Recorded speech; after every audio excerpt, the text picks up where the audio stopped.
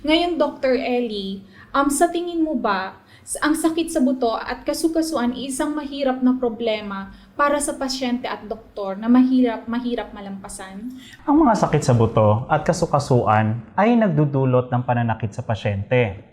Nililimitahan ng paggalaw, nagdudulot ng maraming kahirapan at abala sa pang-araw-araw na buhay. Nakakaapekto sa psikolohikal, emosyonal, nagpapadama na walang magawa, kalabisan at desperado.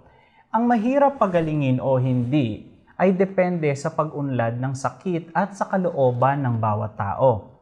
Mahalaga para sa pasyente na makahanap ng isang paraan na angkop para sa kanya at itulak sa direksyon na yon. Maraming mga pasyente ang tumutuon lamang sa therapy, sa mga droga, at hindi binibigyan ng pansin ang kanilang pang-araw-araw na dieta o ang labis na pag-iwas na humahantong sa hindi sapat na sustansya sa katawan. Upang mapanatili ang kalusugan, ang nutritional group na kailangan dagdagan ng pasyente ay ang mga pagkain o gatas na mayaman sa omega-3.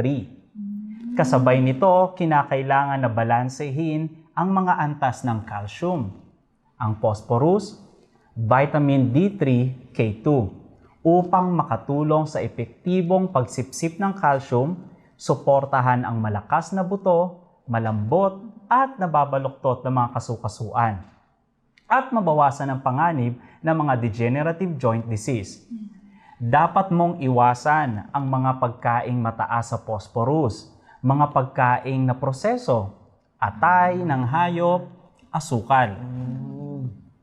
Bilang karagdagan, ang mga pasyente ay kailangang magkaroon ng tamang paraan ng ehersisyo upang maprotektahan ang magkasanib na sistema at sa gayon ay maitaboy ang sakit. Ang isang espesyal na bagay na dinala ko sa estudyo na ito ngayon ay isang mabilis at kumikilos na produkto na tumutulong sa pagbawi, pinipigilan ng pamamaga, nakakatulong magpawi ng sakit, nagpapadulas ng mga kasukasuan at nakakatulong na maiwasan ang pagbulok ng kasukasuan. Dagdagan ang kakayahang palakasin ang buto at maiwasan ang osteoporosis. Ito ang produktong Richmond Bone Care. Espesyal na nutritional colostrum para sa mga taong may sakit sa buto at kasukasuan. Tama. Narinig ko nga ang isang eksperto na nagsalita tungkol sa pagiging epekto ng mga produkto ng Richmond Bone Care. Maaari mo bang ibahagi ang tungkol sa produktong ito para sa ating mga manonood? Sinuliksik namin ng aking mga kasamahan ang produktong ito ng maingat at sinuri bilang isang perpektong solusyon upang masuportahan ang mga pasyente na may problema sa buto at kasukasuan.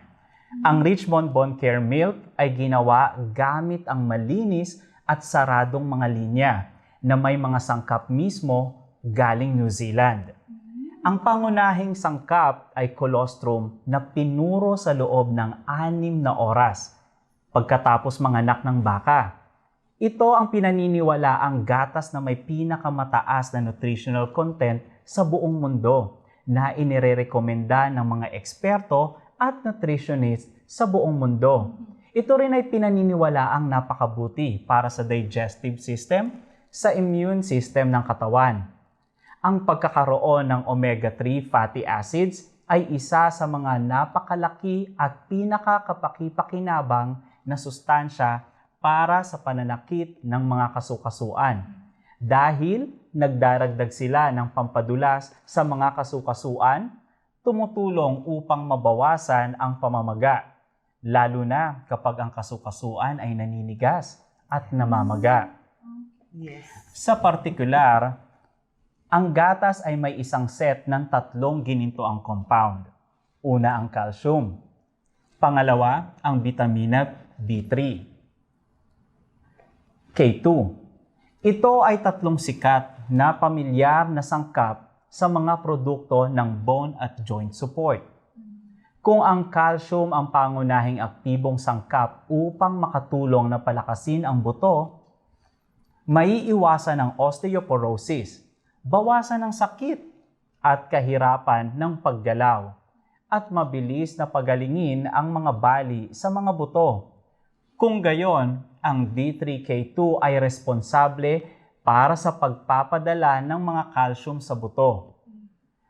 Sa pinakakumpletong paraan na nag-aambag sa pagpapabuti ng buto at magkasanib na kalusugan ng immune system ng pasyente.